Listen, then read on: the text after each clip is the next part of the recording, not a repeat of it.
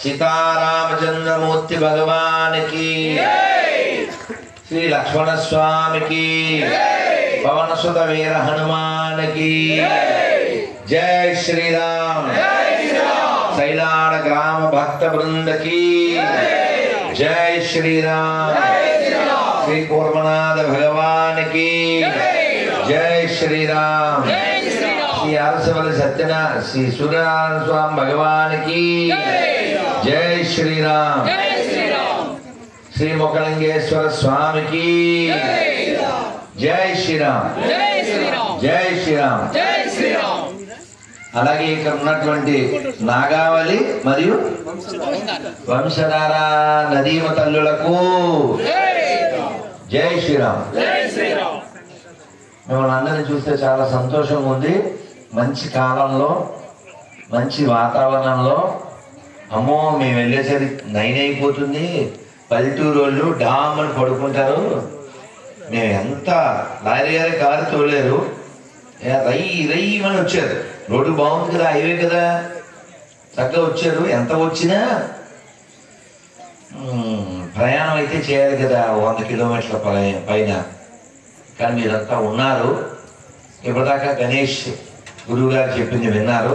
Master కూడా మాట్లాడారు రాంబాబు గారు, ఓ వారి మాటలు కూడా వినాలి। రమణ ప్రభు మాటలు అలాగే వింటుంటారా కదా, మరి లోకల్ మనం వస్తే కేకలు కదా।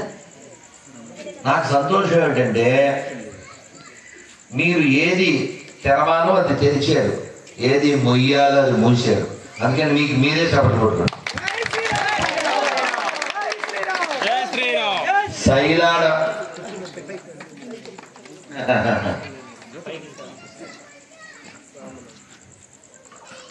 మనకి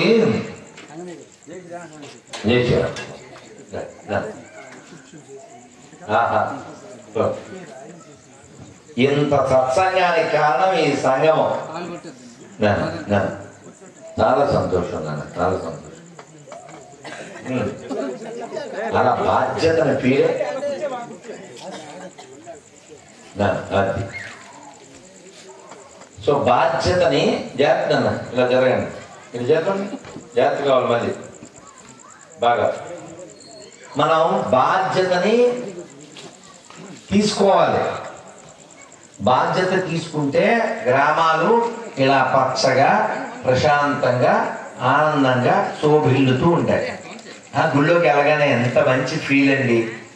రాముడు వారు, ఇటు రాముడు వారు బాలరాముడు, మధ్యలో సీతారాముడు, ఆ పక్కన పరిణయం ఆడుతున్న రామచంద్రమూర్తి, పైన సపరివార రాముడు। రాముడు అంటే ఏమిటి అసలు? రాముడు అంటే ఆనందం, రాముడు అంటే ఆదర్శం, రాముడిని మేరుడు అగధీరుడు అంటారు। అంటే ఏమిటి తెలుసా? కొండ ఎప్పుడైనా కదులుతుందా? అలా ఒక మేరు వలె, అంటే కొండ వలె కదలకుండా స్థిర చిత్తంతో ఉంటాడు రాముడు। అందగాడు ఎందుకంటే, నన్ను మాట్లాడకండి, రాముడు ఎందుకు అందగాడంటే, ఇదిగో రేపొద్దున్న నీకు పట్టాభిషేకం అని చెప్పాడు। మనం అయితే ఏం చేస్తాం? యూరేకా సాగరమేట అని అడుగుతాం।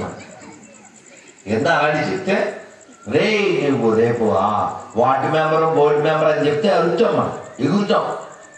రాముడు అలాగే నాన్నగారు అన్నాడు మామూలుగా। మళ్ళీ మీకు తెలిసి రాత్రికి రచ్చ అయిందిగా, మందర మొత్తం చందర మందర పొగ తీసింది కదండి। మళ్ళీ పిలిచారు, దశరథుడు మరి మాట్లాడలేదు కదండి పాపం, అని ప్రాణం కదా రాముడు। మీ నాన్నగారు చెప్పలేదు, నాకు మాట ఇచ్చారు, నువ్వు 14 ఏళ్ళు అడవికి వెళ్ళాలి, నా కొడుకు భరతుడు సింహాసనం కూర్చుంటాడు అని అన్నాడు। మామూలు మనమైతే ఉదాహరణకి ఓ పిల్లోడు, చిన్న పిల్లోడు అనుకుందాం, నీకు ఇప్పుడు ఐస్ క్రీమ్ ఇస్తాం అని చెప్పి వాడు వచ్చిన తర్వాత నీకు ఎందుకు ఇవ్వాలి, ఐస్ క్రీమ్ లేదు, గాడి లేదు, మా అబ్బాయికి ఇస్తాను వెళ్ళా అంటే ఆడు మొహం ఎలా ఉంటుంది? ఇలా మొహం ఆడిపోతుంది కదా। ఆడికి ఇస్తానని చెప్పి ఇవ్వకపోతే రాముడు అసలు అలాంటి ముఖం మార్చుకోవడం లేవు. పిన్ని నువ్వు మా అమ్మవు కదా, నాకు ఏది మంచిదో అది చేస్తావు. ఇవి జరగనట్టే ముఖంలో కూడా కలర్ ఏం మారడం మామూలుగా వచ్చింది. అదే రాముడు స్థిత ప్రజ్ఞగా భాష అంటాడు భగవద్గీతలో. స్థిత ప్రజ్ఞలు కలిగిన వాడు అలా ఉంటాడు. మనము అబ్బో చిన్నదాన్ని డిస్టర్బ్ అయిపోతాం, డిస్టర్బ్ చేసేస్తాం. వాడు రూమ్ ముందు పెట్టాడంట, ప్లీజ్ డోంట్ డిస్టర్బ్ మీ. అందులో పెద్ద విషయం ఉంది, కింద రాశారు బికాస్ ఐఎమ్ ఆల్రెడీ డిస్టర్బ్డ్. నన్ను డిస్టర్బ్ చేయగానే ఎందుకంటే ఆల్రెడీ డిస్టర్బ్ అయిపోయాను. రావణాసుడికి అంత టైం ఎక్కడ దొరికిందో. సీతాదేవిని ఎత్తుకురావడానికి ప్లాను, దానికోసం వాడికి ఫోను. ఎవరోడు జింక వేషం ఎవరు వేశాడు? మారీచుడు. ఎవరు వాస్తవానికి? రాక్షసుడు. వీడు చెప్పాడు, నా మాట వినకపోతే, రావణాసుడు చెప్పాడు, నా మాట వినకపోతే చస్తావు అన్నాడు. నీ చేతుల్లో ఎందుకు చావాలరా నేను? ఎలాగే చస్తాను, అదేదో రామచంద్రమూర్తి చేతులు చస్తాను అని అతను వేషం వేసుకుని బంగారు జింకలాగా మారి మిమిక్రీ చేశాడు. ఏం మిమిక్రీ చేశాడు? హా సీత, హా లక్ష్మణ. ఫస్ట్ మిమిక్రీ ఆయన ఎత్త భూమి మీద ఫస్ట్ మిమిక్రీ చేసినాడు మారీచుడు. ఎవరి గొంతు? రాముడు వారి గొంతు. ఎవరిని మోసం చేయడానికి? సీతాదేవుడు. లక్ష్మణుడు. కానీ లక్ష్మణుడు మరి తెలుసు కదా, వదినా నువ్వు అసలు కంగారు పడకు, ఇది రాక్షసమాయ, అసలు జింకలో బంగారు జింకే ఉండదు, రాముడి బలం నీకు తెలీదు. 14 ఏళ్ళ వయసు ఉన్నప్పుడే మేము అడవికి వచ్చాం,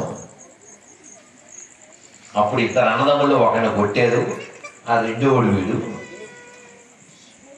ఇదంతా మాయను కంగారు పడదు అంటే ఆవిడ మరి నడవాలి కదా. రామాయణం ఎలా నడుస్తుందండి? లక్ష్మణుడు అక్కడ ఉండి సీతాదేవిని కాపాడిస్తే ఇంకా బాణాలతో పని రాదు, రాముడు వారికి ఇంకా ఉడతతో పని రాదు, హనుమంతుడు ఫోకస్ అవ్వడు, మరి సుగ్రీవుల కథ వ్యధ ఏముండదు కదా. ఇప్పుడు అన్నిటికంటే అసలు రాముడు వారు ఎందుకు వచ్చారు? ఏమంటే అవతారం ప్రయోజనం ఏమిటి? ఓకే బొడ్డడా నువ్వు కథ కూర్చో, అనిలు చేరి దగ్గర కూర్చోను, మధ్యలో కూర్చో, కూర్చో. అది గుడ్ బాయ్, లవ్ యూరా. ఏం పేరు నీ పేరు? వెంకటరమణ. అది గట్టిగా చప్పట్లు కొట్టు అని కూర్చోపడా. ఎందుకని వాడు వెంటనే విన్నాడు, ఇది రామాయణం నుంచి నేర్చుకున్నది. ఎందుకు కూర్చోవాలి, ఎందుకు కూర్చోను అని మెట్టి తిరిగితే వెళ్ళిపోవడానికి వాడు వెంకటరామకి ఏంటి చప్పట్లేక కొడుతున్నాను కదా. సీతాదేవి కిడ్నాప్ అవ్వాలి, అవ్వకపోతే రావణుడు ముందుకెళ్ళదు. అసలు రాముడు వారు ఎందుకు వచ్చేది? నాన్న వెనకాల మాట్లాడకంటే కోళ్ళు బొట్టలో పెట్టినట్టు డుడ్డు అని ఎవరైనా మైక్ కావాలి తీసేస్తాను. రాముడు వారు ఎందుకు వచ్చేది చెప్పండి?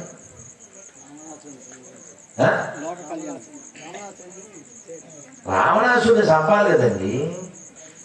రావణాసుడిని ఎందుకు చంపాలి? వాళ్ళకి శాపం ఉంది కాబట్టి. శాపం ఎవరు ఇచ్చారు? నలుగురు. ఎవరు?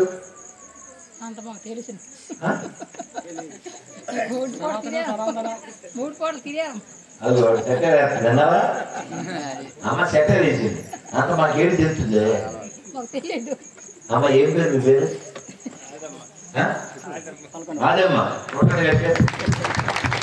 వాడు సెటర్ వేసింది. 3 పూట్ల తినడం తెలుసు మాకు, నా 3 నలుగురు ఎవరు వారు వెళ్ళని. అదే అది వాళ్ళకి అర్థమైంది. ఇలాంటప్పుడు చెప్పడం మా అనిలు వరంగల్ నుంచి వస్తాడు అంతే. ఆమె సెటర్ వేసింది, డబ్బులు రెక్కలు అయిపోయే సెటర్ ఇది. అదేగా అంటే దాని వెనక చాలా భావం ఉంది. ఆదేవ గారు చెప్పిన దాంట్లో ఏంటంటే మనం కేవలము తినడానికి పుట్టలేదు, పడుకోవడానికి పుట్టలేదు, భగవంతుని తెలుసుకోవడానికి, భగవంతుని కలుసుకోవడానికి పుట్టాము. మోక్షము గలదా భూమిలో జీవన్ముక్తులుగా నిర్వారలకు మోక్షము గలదా. త్యాగరాజస్వామి అంటున్నారు, మోక్షం వస్తుందా? జీవనముక్తులు కాకపోతే? జీవనముక్తులు అంటే ఎవరు? ఎలా ఉన్నా పరిస్థితిని స్వీకరించేవాడు జీవనముక్తుడు. ఏంటి కుర్చీ చేశారు, ఇందులో ఇప్పుడు ఈ శాలువా వేసారు గౌరవానికి. శాలువా వేయబట్టి కూర్చొని కూర్చోవా? అప్పుడు కుర్చీ లేకుండా కూర్చుంటాను నేను. మీరు నా వీడియో చూసారా? ఎవరు చూసారా? చేయొద్దండి. అమ్మో, ఇంత పల్లెటూరులో ఇన్ని చేతులు ఉన్నాయా? సైలాడోళ్ళు సైలెంట్ కాదు, సమయం వస్తే వైలెంట్.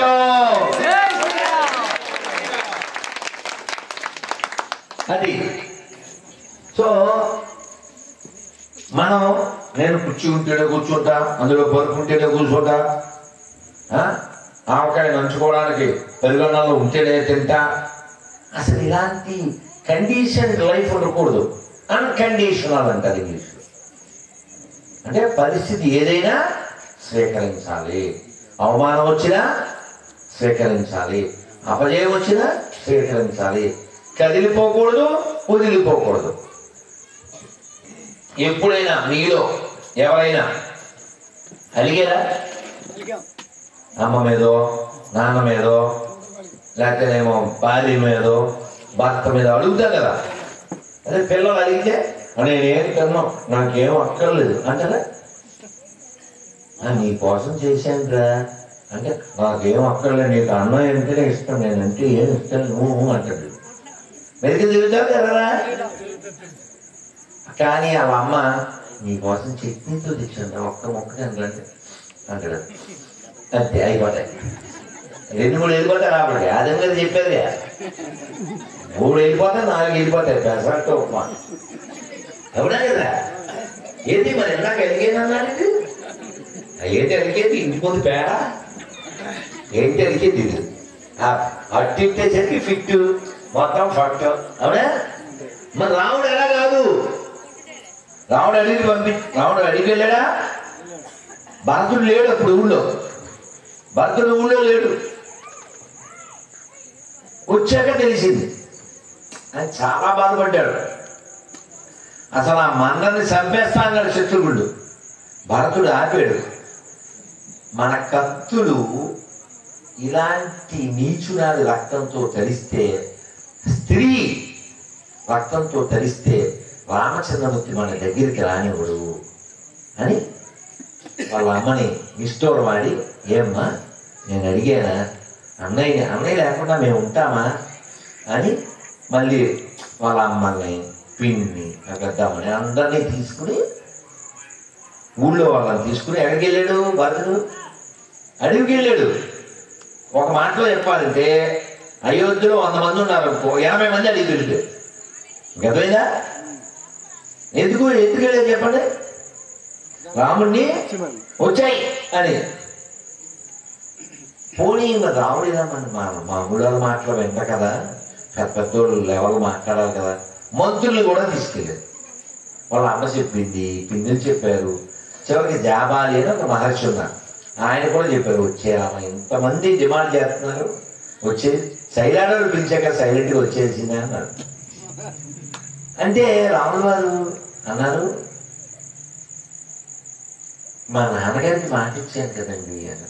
అంటే ఆయన అన్నాడు ఇష్టంగా, ఎవరు చూశాడు పాకలం, ఎక్కడో పితృలోకాలు, మీ నాన్న మాట వెళ్ళిపోయాడుగా మీ నాన్న అన్నాడు. మనమైతే పోలే వేస్తారు రావాలి అని వచ్చేస్తాం. మనం వచ్చేస్తాం. మనమైతే రావుడు అన్నాడు, నో, నేను మాట ఇచ్చాను మా నాన్నకి, నిలబెట్టుకోవాలి అని. మా నాన్నగారు అనవసరంగా ఎలాంటి వాళ్ళందరూ జీతాలు ఎత్తున్నారని అన్నాడు. ఎవరిని? ఈయనకే. ఆయన అన్నాడు, క్షమించు రామచంద్రమూర్తి, ఏదో నిన్ను ఏదోలా వెనక్కి తీసుకెళ్దామని కొంచెం మాట్లాడి నేనేమో నాస్తికుడు కాదు ఎలాంటి ఎలాగన్నా ఇది జరగాలి. రాముడు అడవికి వెళ్ళాలి, అడవిలో హనుమంతుడు కలవాలి. వాడి పేరేంటి? పొట్ట. పొట్టకు ఒక కన్ను, ఆ పొట్టకి 2 చేతులు. అది పేరేంటి?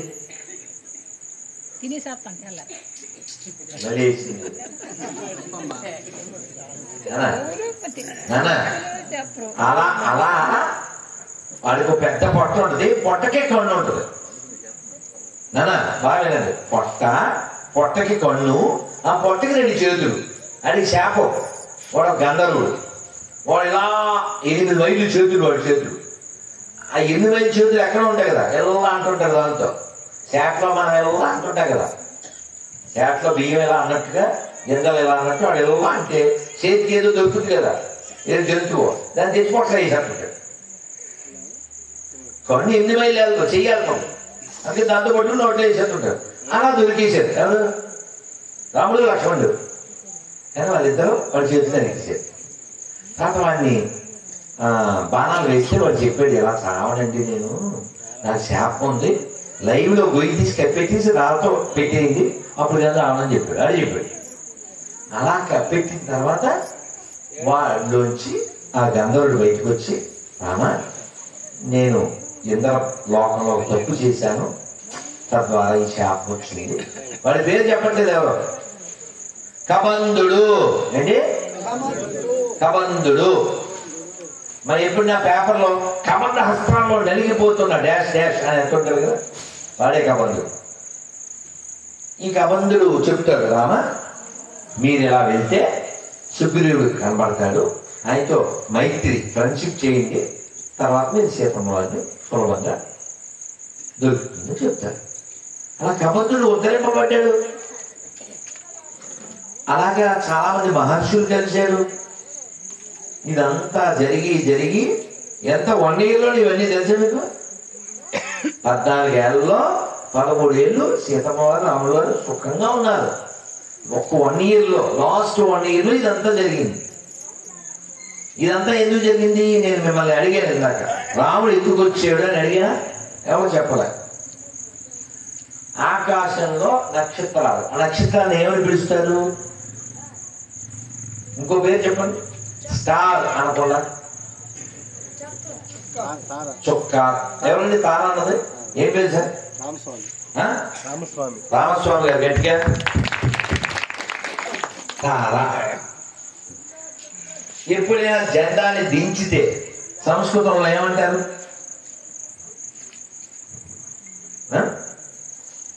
ఎవరు చెప్పండి.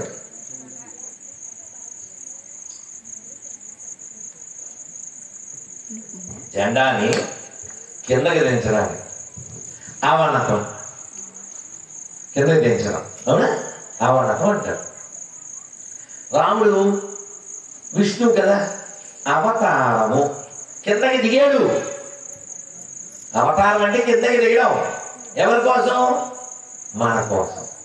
ఆయనకు అవసరమా? ఆయన సుఖంగా ఉంటాడు కదా, ఆయనకు అవసరం లేక అని మనందరినీ బాగు చెయ్యాలి, ఉద్ధరించాలి. అందుకని చెబితే వీళ్ళు వినరు, అందుకని ఆయనే చేసి చూపించాలి. అవునా? ఎలా మాట్లాడాలి రాముడు చూసి నేర్చుకో. తల్లిదండ్రుల దగ్గర ఎలా ఉండాలి రాముడు చూసి నేర్చుకో. ఒక అన్నయ్యలా ఎలా ఉండాలి, ఒక రాజులా ఎలా ఉండాలి, ఒక మిత్రుడిలా ఎలా ఉండాలి. ఎవరైనా ఇప్పుడు బండి మీద చెయ్యి అడ్డం పెట్టి సార్ కొంచెం మెయిన్ రోడ్ దాకా దింపాలి అన్నారనుకో, దింపాడు. దింపిన తర్వాత ఏం చెప్తాను? చాలా థ్యాంక్స్ అండి అంటావా? ఎవరు గుర్తుపెట్టుకుంటామేంటి? ఏం గుర్తుపెట్టుకోగా, ఫోన్ నెంబర్ తీసుకో, అవసరం కూడా లేదు, థ్యాంక్స్ అయిపోయింది, అంతతో కరెక్ట్. రాముడు అలా కాదు. ఒక రాత్రి రాముడు ఎప్పుడైతే వనవాసానికి వెళ్ళాలి అని ఫస్ట్ రోజు రథంలో సుమంతుడు వదిలేస్తాడు. ఎక్కడ? గంగానది ఒడ్డున. చాలా మంది అయోధ్యవాసులు వచ్చేస్తారు అక్కడ. వాళ్ళందరినీ ఆ నిద్రలో ఉన్నప్పుడు రాముడు రథం ఎలా తిప్పండి అని చెప్తాడు, డైవర్ట్ చేసేస్తాడు. రాముడు వారు అడవిలో ప్రవేశించి గుహుడు, ఏం పేరు? అలా గుడానికి వెళ్తాడు, పండ్లు అవి పెడతాడు.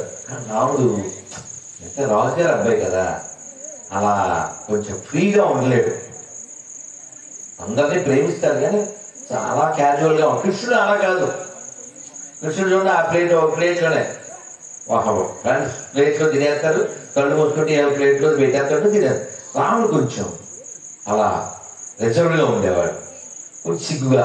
అంటే అంత ఈజీగా ఆయన అందరి పట్ల ప్రేమ ఉన్నప్పటికీ కూడా, రాజుగారి అబ్బాయి గర్వం లేకపోయినప్పటికీ ఆ పెట్టింది తినే మూడు కూడా లేదు. ఎందుకు లేదు? ఆ నాన్నని అమ్మని వదిలి వచ్చాడు కదా, ఏ పండు తినలేదు. కానీ పడుకున్నాడు, జస్ట్ ఆకులతో గడ్డితో ఒక బెడ్ చేస్తే పడుకున్నాడు. గుహుడి నుంచి పొందిన ఉపకారం ఏమిటి? ఒక రాత్రి అక్కడ నిద్ర. దాన్ని ఎన్నాళ్ళు గుర్తుపెట్టుకున్నాడు తెలుసా?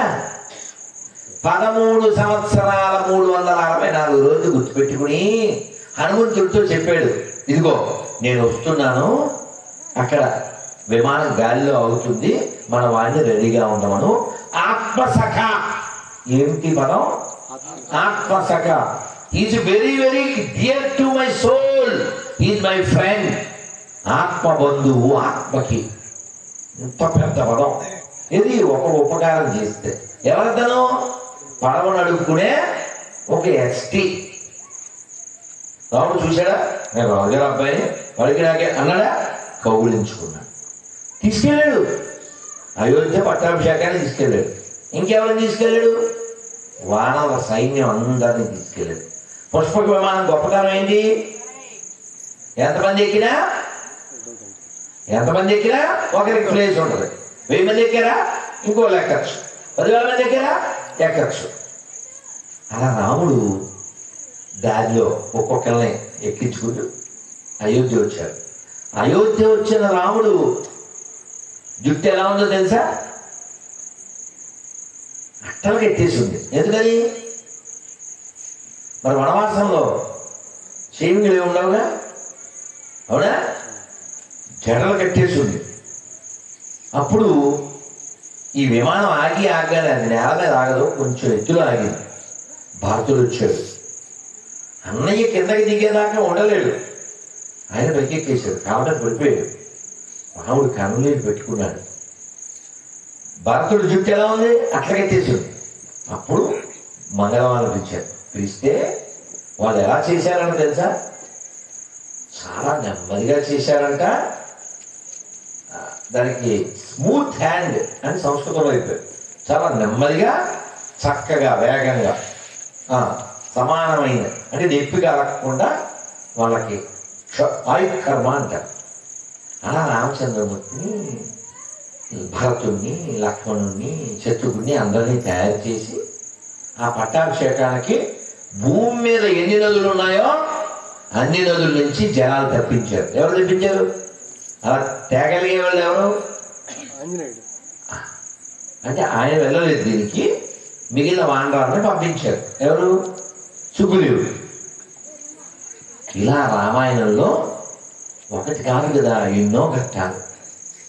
రాముడు స్మిత భాష అంటే నవ్వుతూ మాట్లాడతాడు, మిత భాష తక్కువ మాట్లాడతాడు, స్మిత పూర్వ భాష అంటే ఎవరన్నా కనబడితే ముందు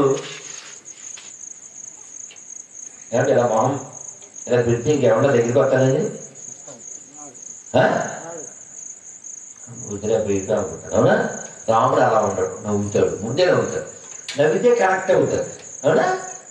రాముడితో కనెక్ట్ అయితే వాడు కరెక్ట్ అవుతాడు, లేకపోతే కరెక్ట్ అవుతాడు. అవునా? ఇప్పుడు రామాలయం కట్టడం ద్వారా మీరు జనాన్ని కరెక్ట్ చూస్తున్నారు. కాబట్టి మీ ఊరికి మీరే శ్రీరామ రక్ష సర్వ జగద్రక్ష. అదే రాముడు రాలేదనుకోండి, ఎవడో ఒక శవంగాడు వస్తాడు, అది పోయి ఎండిపోయిన శవం. అది మూర్ఖుల కోసం, అది మూడుల కోసం, అది అజ్ఞానుల కోసం. ఇప్పుడు ఒక పంది ఉంది, దానికి వేడి వేడి పదార్థం నచ్చుతుందా? ఏదైనా అక్కర్లేదు. మనం ఆ వేడి తిన్న తర్వాత వచ్చేది నచ్చుతుంది కదండి. వీళ్ళు ఆ టైప్ అన్నమాట. వాళ్ళకి దేశభక్తి ఉండదు, దైవభక్తి ఉండదు, నీతి ఉండదు, కేవలం అడ్డగోలు వాదన. వాడు ఏదో నమ్మితే ఊళ్ళో వాళ్ళందరూ నమ్మేయారు, లేకపోతే చేపించేస్తారు. కాబట్టి అటువంటి మూర్ఖ, మూఢ, పైశాచిక, పాషండ, క్రూర, వ్యభిచార, విదేశీ ఎడారి మతాల నుంచి మన దేశాన్ని, మన ధర్మాన్ని కాపాడుకోవాలంటే రాముడు ఉండాలి.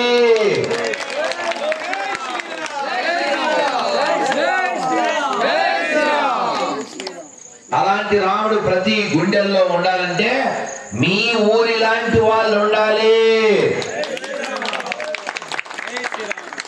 శ్రీకాకుళం అంటే, ఉత్తరాంధ్ర అంటే ఒత్తోళ్ళు కాదు.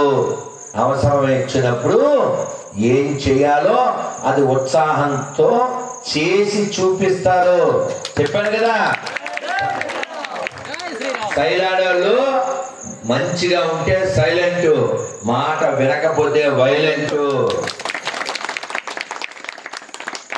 కాబట్టి ఖచ్చితంగా మనం ఎక్కడ మనం రిప్లై ఇవ్వాలో రిప్లై ఇవ్వాలి, ఎక్కడ రెస్పాండ్ అవ్వాలో రెస్పాండ్ అవ్వాలి, రియాక్ట్ అవ్వాలో రియాక్ట్ అవ్వాలి, రిటార్డ్ ఇవ్వాలో రిటార్డ్ ఇవ్వాలి.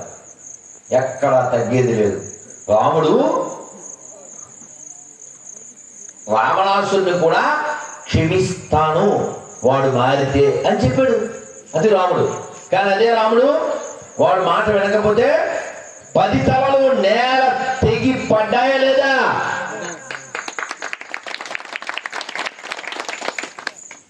రావణుడు అంటే గొప్ప శివభక్తుడు, వేదం తెలిసినవాడు. కానీ పరకాంత వ్యామోహం చేత పతనమైన వాడు. ఇంత భోజనం పెట్టినా మధ్యలో ఇంత ఓ స్పూన్ వేస్తే ఉండదంటే అలాగా అతనికి ఉన్నటువంటి ఎన్ని సద్గుణాలు ఉన్నప్పటికీ చెయ్యకూడని పని పరధారాపహరణం. దార అంటే భార్య. ఎవరు భార్యను అపహరించాడు? రాముడి భార్య అంటే లక్ష్మీదేవి. లక్ష్మీదేవి ఎవరితో ఉండాలి? నారాయణుడితో, విష్ణువుతో. విష్ణువు అక్కర్లేదా? లక్ష్మీదేవి ఒక్కటి కావాలా? అప్పుడు నువ్వు రావణుడి వలె నశిస్తావు, శూర్పణఖలాగా నశిస్తావు. శూర్పణఖ ఏం చేసింది? నాకు లక్ష్మీదేవి వద్దు, రాముడు చాలు అన్నాడు. రావణాసుడు ఏమన్నాడు? నాకు రాముడు వద్దు, సీతాదేవి అన్నాడు. ఇలా విడగొట్టాలనుకున్న వాళ్ళిద్దరూ నశించిపోయారా లేదా?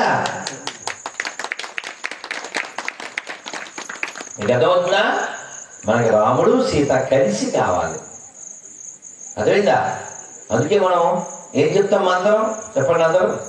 శ్రీరామ జయ రామ జయ జయ రామ, శ్రీరామ జయ రామ జయ జయ రామ, శ్రీరామ జయ రామ జయ జయ రామ, శ్రీరామ జయ రామ జయ జయ రామ, శ్రీరామ జయ రామ అయోధ్య రామ, శ్రీరామ జయ రామ అయోధ్య రామ, శ్రీరామ జయ రామ జానకి రామ, శ్రీరామ జయ రామ జానకి రామ, శ్రీరామ జయ రామ పట్టాభిరామ, శ్రీరామ జయ రామ పట్టాభిరామ, శ్రీరామ జయ రామ కోదండ రామ, శ్రీరామ జయ రామ కోదండ రామ, శ్రీరామ జయ రామ దశరథ రామ, శ్రీరామ జయ రామ దశరథ రామ, శ్రీరామ జయ రామ కౌసల్య రామ, శ్రీరామ జయ రామ కౌసల్య రామ, శ్రీరామ జయ రామ జయ జయ రామ, శ్రీరామ జయ రామ జయ జయ రామ, శ్రీరామ జయ రామ జయ జయ రామ, శ్రీరామ జయ రామ జయ జయ రామ, రామ లక్ష్మణ జానకి, రామ లక్ష్మణ జానకి, రామ లక్ష్మణ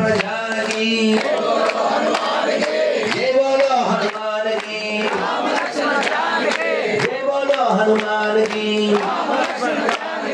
जय बोलो हनुमान की, जय बोलो हनुमान की, बोलो सीतारामचंद्र मूर्ति भगवान की, लक्ष्मण स्वामी की, पवन सुत वीर हनुमान की, जय श्री राम।